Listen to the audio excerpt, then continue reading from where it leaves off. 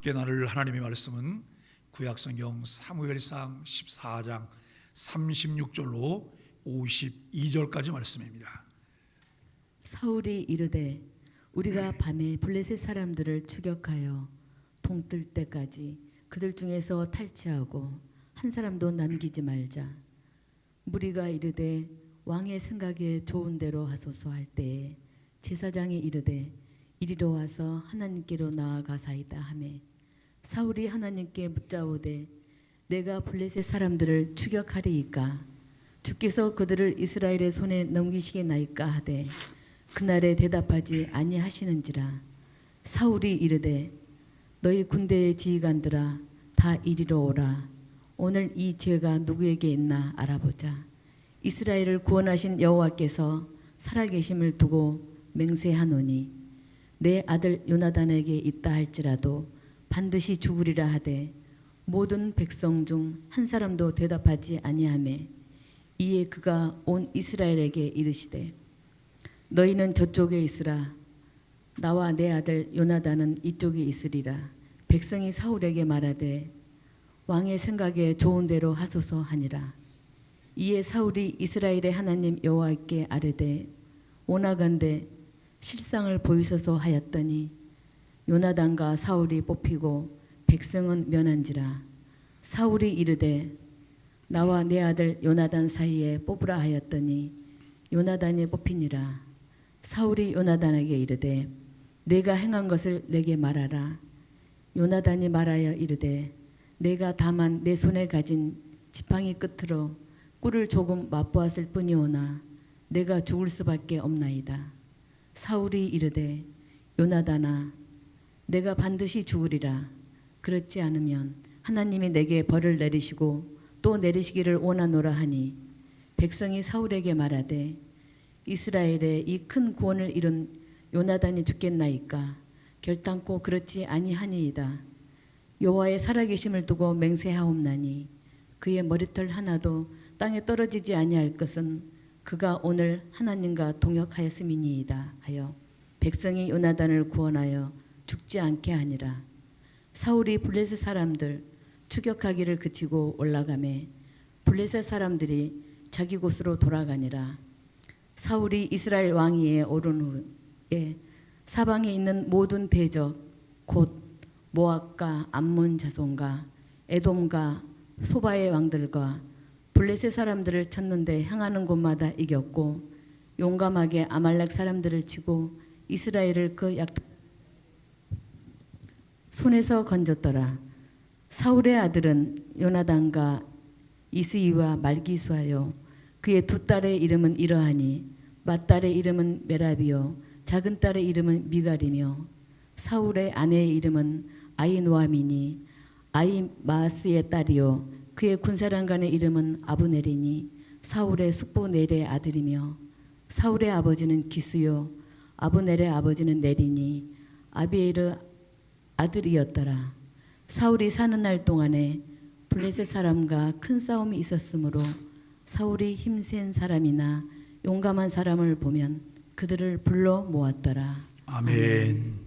오늘 껍데기 신앙의 결말 하나님의 침묵이라고 하는 주제로 함께 은혜를 나누기를 원합니다. 인생은 선택입니다. 하루에도 크고 작은 선택이 이루어지며 어떤 선택을 하느냐에 따라서 삶에 미치는 영향이 다르다라고 생각합니다. 그 선택의 자리에 직면했을 때 하나님 말씀을 기초로 한 믿음의 선택을 할 줄 알아야 합니다. 그 이유는 우리의 모든 상황을 하나님께서 익히 알고 계시기 때문입니다. 그러나 믿음의 선택은 저절로 이루어지는 것이 아니라 많은 대가를 지불하고 훈련을 통해 좋은 습관으로 우리 안에 자리 잡을 수 있다고 하는 것을 생각합니다. 신약 성경에서 바울은 믿음의 아들 디모데에게 믿음의 선한 싸움을 싸우라고 격려합니다. 교회 안에 예수 그리스도의 말씀과 경건에 대한 교훈을 따르지 않는 거짓 교훈과 거짓 신자들이 있기 때문입니다. 이것은 이미 교회가 처음 시작했던 1세기 때부터 계속되고 있는 거예요. 사탄과의 싸움뿐만 아니라 내부에 거짓 신자들과 거짓 선지자들을, 거짓 가르침을 주고 있는 이들을 때문에 우리가 싸움이 계속되고 있다라고 하는 것입니다. 아무것도 알지 못하면서 교만하여 변론과 언쟁을 일삼는 자들이 있습니다. 경건을 이익의 재료로 생각하는 자들은 다툼을 일으킬 수밖에 없는 것이죠. 오직 너 하나님의 사람아, 이것들을 피하고 의와 경건과 믿음과 사랑과 인내와 온유를 따르며 믿음의 선한 싸움을 싸우라. 영생을 취하라. 이를 위하여 내가 부르심을 받았고 많은 증인 앞에서 선한 증언을 하였도다라고 디모데전서 6장 11절과 12절에서 말씀하고 있습니다. 우리도 믿음의 선한 싸움을 싸워야 합니다. 이러한 싸움을 위해 우리에게 필요한 것은 영적 분별력입니다. 하나님의 뜻을 분별할 수 있는 지혜가 있을 때에 영적 싸움에서 승리하는 삶을 살아갈 수 있습니다. 하나님의 뜻을 분별할 수 있는 지혜는 하나님을 아는 지식이 축적될 때 전체를 볼 수 있는 안목을 갖게 된다라고 하는 거예요. 누가 영적인 실력자일까? 누가 정말 교회에 필요한 실력자일까? 여러분, 어떤 일이 벌어졌을 때 부분만 바라보는 사람은 그것을 해결한다고 하면서 왜곡할 수 있어요. 더 문제를 키울 수 있어요. 그러나 영적인 실력자는 전체를 볼 수 있기 때문에 그것을 조율할 수 있고 자리 배치를 제대로 할 수 있는 그런 안목을 가진 자다라고 하는 것입니다. 교회는 이러한 사람들로 채워질 때 교회가 교회다워진 일을 할 수가 있어요. 내부의 문제 때문에 매일 여러분 거기에 매여서 우리가 내부에 매몰되면 교회에게 주신 사명을 우리는 일도 감당할 수가 없는 거예요. 그런데 동시다발적으로 두 가지를 다 해요. 내부를 다스리는 일들과 외부를 향한 사역들. 여기서 조금 더 성장해 가면서 내부가 정말 그리스도 안에서 잘 훈련되고 준비되어져서 여러분 외부를 향해서만 모든 화력을 다 쏟아부을 수 있다면 교회는 하나님이 기뻐하시는 능력 있는 사역들을 능히 감당할 수가 있을 것입니다. 이 일을 위해서 기도해야 하고 이 일을 위해서 우리가 준비해야 합니다. 이것은 지도자에게 더욱 요구되는 덕목입니다. 하나님의 뜻을 분별할 줄 아는 지혜를 얻기 위해 하나님 말씀에 늘 귀를 기울이며 묵상해야 합니다. 사울은 금식을 명하고 죄인을 색출하며 요나단에게 죽음을 선고하는 일을 통해 자신의 권위를 세우려고 합니다. 오늘 말씀에서 우리가 놓치면 안 되는 이 글자와 글자의 줄과 줄 사이에 있는 행간 속에 숨겨진 거예요. 우리가 여러분 참 놓치면 안 되는 것은 어떤 그림 속에 있는 여백들이에요. 그것이 뭐냐면 사울이라고 하는 인물과 요나단이라고 하는 인물이 선택하는 거예요. 사울은 선택을 할 때 많은 사람들에게 지지를 받지 못해요. 하나님으로부터 지지를 받지 못해요. 그런데 요나단의 선택은 사람들에게 지지를 받을 뿐만 아니라 하나님의 도움을 입어요. 왜 그럴까? 왜 그럴까라고 하는 거예요. 우리가 여러분 이 부분을 보면서 제가 요즘 말씀을 드리는 이것은 목회적인 마인드야, 이것은 교회 중심적인 삶이야 라고 하는 것을 알게 돼요. 사울은 철저하게 자기를 위한 자기 중심적인 선택을 해요. 그러나 요나단은 공동체를 위한 선택을 해요. 백성들을 위한 선택을 해요. 이것이 여러분 우리가 가져야 될 교회 중심의 자세예요. 목회 마인드를 우리가 갖는 것이다 라고 생각할 수가 있을 것입니다. 그러나 그의 결심은 성급함만 보였을 뿐 결국 좌절되게 됩니다. 권위는 말이 아니라 지혜에서 나오고 하나님 말씀에 대한 순종에서 나오게 되는 것입니다. 여러분, 영적 지도자는 말의 힘이 아니라 말씀의 권위 힘에서 권위를 찾게 된다라고 하는 것입니다. 오늘 본문은 하나님께서 블레셋 사람을 추격할지 묻는 사울에게 응답하지 않고 침묵하십니다. 우리는 창세기를 묵상하는 중에 침묵하시는 하나님을 만난 적이 여러 번 있어요. 아브라함이 하나님 말씀을 제대로 알아듣지 못하고 말귀를 제대로 알아듣지 못하고 여러분 그 안에 이제 사레와 하갈을 취하잖아요. 하갈을 취해서 이스마엘을 낳아요. 이스마엘을 낳고 그때부터 99세까지 하나님께서 아브라함에 대해서 침묵하세요. 정말 무서운 기간이에요. 끔찍한 기간이에요. 하나님의 묵시가 전혀 없는 주님의 임재를 느끼지 못하면서도 그의 뜻을 찾으면서 그때그때로 살아가야 되는 아브라함의 험한 세월이 시작됐던 거예요.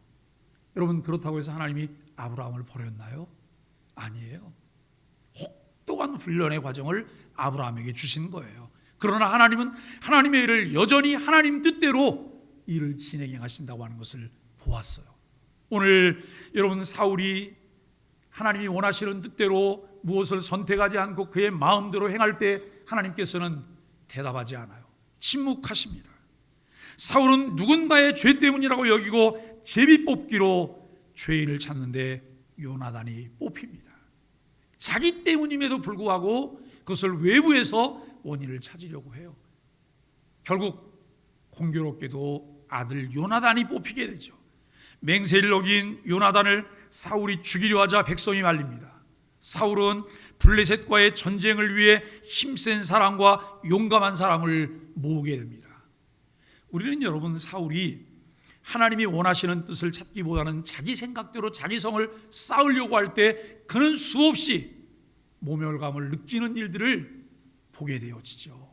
여기서 여러분, 사울이 무엇을 하려고 하는데, 왕이 하려고 하는데 백성이 말려요. 그리고 전쟁을 끝나고 돌아오는데 사람들이 이렇게 말을 해요. 사울은 천천히고 다윗은 만만이다. 완전히 수모를 겪게 되는 이런 일들을 보게 된다라고 하는 것입니다. 신앙인은 기도합니다. 그리고 그 기도에 대한 응답을 기대합니다. 과연 무엇을 기도의 응답이라고 할 수 있을까요? 혹시 개인적인 욕심이 이루어지는 것을 응답이라고 생각하지는 않을까요?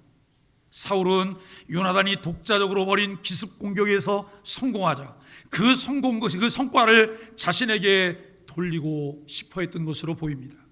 그래서 군사들이 지치도록 온종일 전투를 벌이고 위험한 지역에서 블레셋 군대를 몰아냈는데도 싸움을 멈추지 않았습니다. 오히려 이 전쟁을 온전히 자기가 주도한 거룩한 전쟁으로 만들고 싶은 욕심의 신탁을 구합니다. 여러분, 그 중동 지역에 가면 우리가 이해하기 힘든 게 있어요. 제가 터키 지역을 여행할 때인데요, 갑자기 버스정류장 근처에서 막 그 밴드가 나팔을 불고 난리가 났어요. 많은 군중이 모였어요. 이게 무슨 구경거리나 하고서 아주 희한한 구경거리를 이제 가서 보는 거예요. 춤을 추고 굉장한 거예요. 근데 영문을 알 수가 없어요. 그래서 물어봤어요. 지금 뭘 하는 거냐 그랬더니 누구네 아들이 성전의 부름을 받았다는 거예요. 그게 뭐냐면 입대하는 거예요. 입대하는, 그러니까 거룩한 성전에 자기 자녀가 참여하게 됐기 때문에 오늘 축하잔치를 벌인다는 거예요. 이들은 전쟁에 나가는 것을 알라를 위한 거룩한 성전이라고 생각해요. 그 의미를 계속 부여하면서 백성들을 여러분 미혹하고 어리석은 자로 만들어서 국가를 유지하고 있는 이런 모습을 보게 돼요. 그런데 사울도 자기가 주도하고 있는 그 전쟁을 거룩한 전쟁으로 만들고 싶어하는 마음이 있어요. 그런데 정작 하나님의 예언은, 하나님의 말씀은, 계시는 그들 가운데 임하지 않아요. 사실 여러분, 이 순간은 사울이 자신의 잘못을 되짚어보고 반성할 마지막 기회입니다. 신앙생활하면서 우리에게 꼭 필요한 것이 무엇일까요? 복귀하는 거예요. 되돌아보면서 하나하나 되짚어보는 거예요. 그리고 우리가 앞을 향해서 어떻게 나갈까? 우리는 알 수 없는 미지의 세계를 향해서 한 발 한 발 디뎌야 되잖아요. 그런데 그 길을 익히 아시는 이가 하나님이세요. 이스라엘 백성을 애굽에서 불러내시고 여러분 구름 기둥과 불 기둥으로 그들 가운데 함께 하시면서 인도하셨던 하나님은 우리 하나님의 백성 한 사람 한 사람 가운데 임하셔서 우리를 인도하시는 하나님이심을 분명히 믿습니다. 그렇다면 우리가 매 순간마다 하나님 앞에 기도해야 될 것이 무엇입니까? 하나님, 가르쳐 주옵소서. 주 뜻대로 살기를 원합니다. 인도하여 주옵소서. 여러분, 이 일이 필요하잖아요. 그런데 우리들의 습관이 뭐냐면 하나님 말씀은 묻지도 않고 듣지도 않고 내 거부터 이야기하기 시작하는 거예요. 내 거부터 이야기하기 시작해요. 그래서 여러분, 내가 이 몸이 좀 뜨거워지고 뭔가 이렇게 좀 되면 이것을 성령 충만한 거라고 자꾸 생각을 하세요. 성령 충만은 말씀으로 우리 안에 와 계신 주님으로 충만한 거예요. 주의 말씀이 차고 넘치는 것을 우리가 성령 충만함이라고 말해요. 성령 충만할 때 우리를 통해서 반드시 동반되는 것이 있어요. 그것이 무엇일까요? 아멘의 삶이에요. 아멘, 아멘 하면서 주님 앞에 나아가는 삶이에요. 여러분, 그러나 사울은 본능적으로 그가 그간 지도력에 도전해온 요나단을 암묵적으로 지목하여 희생양으로 삼고 싶어한 모습으로 우리가 봅니다. 어찌 아비가 아들을 보면서 그럴까요? 아들이 잘하면 더 좋은 것 아니에요? 그런데 아들일지라도 내 앞에 어두움이 깔려 있으면, 여러분, 아들조차도 경쟁자로 생각하는 인간의 약한 본성을, 악한 본성을 우리가 생각해요. 물론 사울도 자기 잘못은 감지했을 것입니다. 그러나 자기 합리화의 방어 기제는 승전을 자신의 전공으로 돌리고 요나단의 도전을 제압해 지도력을 강화하려고 했습니다. 이런 자기 합리화는 사람들과 맺는 관계는 물론 하나님과의 관계를 깨트립니다. 이제 사울은 처참한 몰락의 길을 가게 됩니다. 이제까지 사울이 취한 선택에서 이후의 모든 결과를 읽을 수 있습니다. 매 순간 선택이 왜 중요한지를 다시 한 번 더 생각하며 올바른 선택을 위해서 늘 하나님 말씀이 삶의 기초가 되도록 힘써야 할 것입니다. 이런 과정은 모든 신앙인들에게 예외가 아니기 때문에 이 사건은 우리에게 반면교사가 되어야 합니다. 그러기 위해 우리는 사울과 요나단에게서 껍데기뿐인 피상적 종교 행위와 참신앙의 모습을 살펴보아야 합니다. 피상적 종교 행위에 붙들려 있던 사울과 참신앙인이었던 요나단 사이에서 사무엘서는 이제 과연 이스라엘을 구원하는 참신앙은 어떤 것인지 결론을 내리고 있습니다. 무모하게 실제적이지도 않은 종교적 열심은 결국 하나님께도 이스라엘 백성에게도 용납되지 않았다는 거예요. 여러분, 한국교회에 불어온 신앙적인 열풍은 대단했잖아요. 60년대가 지나서 70년대에 사람들은 이렇게 말을 했어요. 십자가를 꼽기만 해도, 천막을 치기만 해도 차고 넘치는 것이 교인들이었다라고 말을 해요. 그 당시에는 여러분 이렇게 말하는 분도 있어요. 나는 개척교회 사명이 있어요. 개척교회 사명이 있어요. 아무도 없고 목사님 부부만 개척한 교회를 찾아가서 내게 사명이 있다고, 여러분, 그리고 거기 가서 헌신하고 봉사하는 분들이 부지기수였어요. 얼마나 열정적인지 몰라요. 명절 때가 되면 여러분 고향 친지를 차리면서 명절을 셉니까? 아니에요. 기도원 가지 않았어요? 우리 기도원 갔어요. 왜요? 여러 날 시간을, 말미를 얻을 수 있을 때가 없는데 명절 때가 그런 날이기 때문에 여러분 기도원에 갔어요. 그리고 시도 때도 없이 여러분 철야하기도 하고 우리가 금식하며 기도했던 신앙적인 열풍들이 우리에게 있었어요. 너무나 아름다운 모습들이에요. 그런데 이 부분을 우리가 정말 건전하고 건강하게 잘 유지하며 발전시켰다면 얼마나 좋겠습니까? 많은 부분 놓쳐버렸어요. 많은 부분 우리가 이분법적인 사고 때문에 여러분 한 곳에 매몰되어 있었어요. 그러다 보니까 밖으로 또 사랑하는 가족들에게 지지를 받는 그리스도인으로 우리가 아름다운 열매를 맺는 삶에 실패했다고 하는 거예요. 결국 나는 아름답지만, 나는 많은 것들을 누리고 있지만 이것을 여러분 외부로 전파하고 선포하고 전해야 되는 이 일에 우리가 실패를 하고 있다는 거예요. 교회와 우리 목회자들과 우리 그리스도인 모두에게 해당되는 그런 말들이죠. 오늘 36절로 40절은 왕의 생각에 좋은 대로라고 하는 거예요. 사무엘서 기자는 피상적 종교행위의 본질이 무엇인가를 드러내고 있어요. 사울은 자기 때문에 힘든 하루를 보낸 군사들에게 밤에도 블레셋 사람을 추격하자고 말해요. 무리는 마지못해 왕의 생각에 좋은 대로 하소서라고 반응하지만 하나님은 제사장 아이야를 통해서 제동을 하십니다. 아마도 사울이나 아히야는 하나님의 뜻이라고 선포하며 군사들을 내보라 쉼없이 블레셋 군대를 쫓게 하려 했지만 그 시도는 실패하고 말았음을 37절이 말합니다. 그런데 사울은 이 결과의 책임자를 색출해내어 죽이겠다고 하는 공포 분위기를 조성해요. 내 뜻이, 내 감정이 이루어지지 않으니까. 감정은 믿을 수가 없거든요. 감정은 그야말로 조석지변인 거예요. 아침 저녁으로 달라지는 게 감정이에요. 그럼에도 불구하고 우리가 이 감정도 분명히 두 가지를 구분하셔야 돼요. 그것이 뭐냐면 개인적인 감정과 공적인 감정이에요.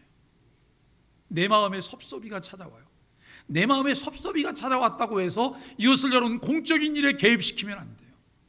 철저하게 개인 감정 관리에 들어가셔야 되는 거예요. 이걸 드러내지 않아야 돼요. 그런데 여기도 들이받고 저기도 들이받고 저기 가서 쏟아내고 내 감정을, 그래서 교회를 공포의 분위기로 만들어가요. 여러분, 교회는 내 목소리가 커지면 안 돼요. 여기저기서 내 목소리가 커지면 안 돼요. 그러면 구속한 주는 온데간데 없어져요. 구속한 주는 온데간데 없고 나만 있는 거예요. 마치 나를 위해서 모든 것이 있는 것처럼 우리가 만행과 횡포를 부리게 된다라고 하는 거예요. 오늘 우리가 분명하게 기억해야 될 것은 왜 공포 분위기가 여러분 조성돼야 될까? 왜 그럴까라고 하는 거예요. 그 위세의 군사들은 아무 말도 못하고 있다가 다시 마지못해 왕의 생각에 좋은 대로 하소서라고 반응을 보입니다. 사무엘서 기자는 이런 종교적 열정은 사실상 인간이 원하는 바를 하나님의 뜻으로 포장하는 것에 불과하다고 꼬집고 있다고 하는 거예요. 41절로 여러분 우리가 47절, 43절까지 말씀인데요. 누구에게 잘못이 있을까라고 하는 거예요. 사울은 여호수아 시대에 아이성 전투에서 실패한 후에 이스라엘을 괴롭게 한 자인 아간을 색출할 때 사용한 방법을 잘못한 자를 찾아내려고 하는 그런 방법으로 이제 사용하게 됩니다. 그런데 거기에 뽑힌 사람은 이스라엘이 큰 승리를 얻게 한 사울의 아들 요나단이었어요.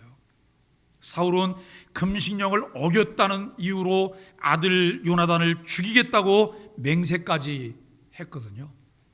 그러자 지금까지 마지못해 사울의 말을 따르던 군사들이 사울을 저지하고 나서요. 군사들은 이스라엘의 승리를 가져오니가 하나님과 동행한 요나단이며 사울이야말로 이스라엘을 괴롭힌 자임을 잘 알고 있었기 때문에 그렇게 반응을 보입니다. 금식을 선포하고 아히야를 통해 하나님의 뜻을 묻고 제비를 뽑는 등 지금까지 사울이 행한 모든 종교적 행위야말로 이스라엘을 고통스럽게 하는 것이었습니다. 표면적으로 보면 신앙적인 것 같잖아요. 하나님 뜻대로 무엇을 절차를 밟아가는 것 같잖아요. 그러나 허울뿐이에요. 껍데기뿐이에요. 경건의 모양은 있지만 경건의 능력을 가지고 있지 않아요. 경건을 이익의 재료로 사용하려고 하는 어리석음이 있다고 하는 거예요. 개인적 욕심을 위한 행동을 종교적 행위로 포장하면서 그것을 신앙이라 착각해서는 안 된다는 것입니다. 47절 52절은 주변 나라들을 닮아가는 왕입니다. 사울은 주변 나라들을 모두 이기는 업적을 남겼습니다. 사울은 왕비를 위해 왕자와 공주를 얻고 사촌 아브넬을 군대 사령관으로 임명해서 왕권을 든든하게 세워갑니다. 그중 가장 큰 변화는 이스라엘의 상비군이 구성되었다는 거예요. 정규군이 여러분 이제 구성되었다는 거예요. 이전에는 전쟁이 시작되면 백성 중에서 싸울 자를 모집하고 전쟁이 끝나면 각자의 생업으로 돌아가게 했습니다. 그러나 사울은 직업 군인들로 군대를 구성하여 블레셋과 큰 전쟁을 이어갔습니다. 이는 당시 왕정 국가와 그 왕들의 전형적인 모습이었습니다. 결국 사울은 종교적 열심을 내면서 마치 자신이 누구보다 더 하나님을 의뢰하는 것처럼 행동하고 있지만 실제로는 주변 국가의 왕들이 행하는 바를 그대로 따랐을 뿐이다라고 하는 것이죠. 이처럼 피상적인 종교 행위와 무모한 열정만 있을 뿐 진실한 신앙이 무엇인지 알지 못하면 결국 세상과 똑같아진다는 거예요. 근데 여러분, 이 지점이 우리가 고민해야 될 지점이에요. 왜냐하면 내가 무엇을 선택하려고 할 때 잘 훈련된 신앙적인 습관이 내게 나올 것이냐, 아니면 그냥 평생 살면서 주님과 무관한 우리가 일반적인 이 세속 세계관을 통해서 내 안에 형성되어 있는 그것을 따라서 내가 선택할 것이냐. 후자거든요. 후자예요. 철저히 하나님 배제하고 하나님 중심이 아니고 인간 중심이고, 여러분 지극히 나 중심적인 사고가 내 안에 형성되어 있잖아요. 그래서 무엇을 선택할 때 신중하게 살펴보고 성경 말씀과 비춰보고, 그렇게 하지 않으면 우리는 신앙적인 선택하는데 실패한다는 거예요. 만일에 우리가 100개 선택 중에 여러분 한두 번이나 그것을 골몰하면서 이걸 맞춰보고 선택하지, 그렇지 않을 때는 그냥 선택하잖아요. 큰일은 기도할 거예요. 그죠? 큰일은. 그런데 일상적으로 매일 순간순간 일어나는 그 일들을 선택할 때 내가 여러분 정말 기도의 마음으로 그것을 선택하십니까? 제가 이렇게 목사님 저는 그런데요. 그분은 예외시겠죠. 그런 분이 계신 건 얼마나 감사해요. 그런데 대부분 그렇지 않다는 거예요. 그냥 내가 선택해, 내가. 사랑하는 소망의 가족 여러분, 사무엘서는 계속 우리에게 껍데기 신앙에 머무르지 말고 참된 신앙을 가지라고 강조하고 있어요. 겉으로 보이는 행위와 의식을 중시하는 종교적 태도는 아무런 유익이 없습니다. 오히려 성도를 세상과 다를 바 없는 존재로 전락시키고 있다고 하는 것입니다. 참된 신앙은 진리를 바르게 알고 살아계신 하나님을 의지하며 세상에서 두려움 없이 믿는 자답게 살아가게 합니다. 하나님을 아는 바른 지식을 기반으로 하나님과 친밀한 교제를 나누며 성숙해지는 그리스도인으로 살아가야 합니다. 우리는 눈에 보이는 결과가 없으면 아무런 가치가 없다고 여기는 성과주의 시대를 살아가고 있습니다. 심지어 신앙생활 할 때도 하나님이 일하심을 눈으로 확인하길 바랍니다. 그래서 하나님이 침묵하고 계실 때에는 아무 일도 하지 않는다고 생각합니다. 그러나 하나님은 침묵 속에서도 하나님의 일을 하십니다. 그분의 기쁘신 뜻대로 그분은 그분의 일을 진행해 가십니다. 침묵을 통해서도 메시지를 주시고 역사를 이끌어 가신다는 말씀입니다. 사울은 세상적 기준으로 볼 때 유능한 지도자로 평가받을 만한 사람이었습니다. 하지만 하나님께서는 유능한 왕을 원하신 것이 아니라 하나님과 소통하는 하나님 마음에 합한 왕을 원하셨습니다. 진정 하나님의 침묵에도 우리가 민감하며 자신의 뜻보다 하나님의 뜻을 구하고 그 뜻에 자신을 맞추어가는 소망의 가족들이 되시기를 예수 그리스도 이름으로 간절히 축복합니다. 우리 함께 기도하겠습니다. 하나님, 오늘도 우리의 입술을 하나님께 맡깁니다. 무지함에서 나오는 경솔한 맹세를 내뱉지 않도록 우리의 입술에 재갈을 물려 주옵소서. 체면 때문에 경우에 합당하지 않은 말을 하지 않도록 주의하게 하여 주옵소서. 늘 하나님의 뜻을 생각함으로 공동체의 연합의 아름다움을 지켜가게 하여 주옵소서. 예수님의 이름으로 간절히 기도합니다. 아멘.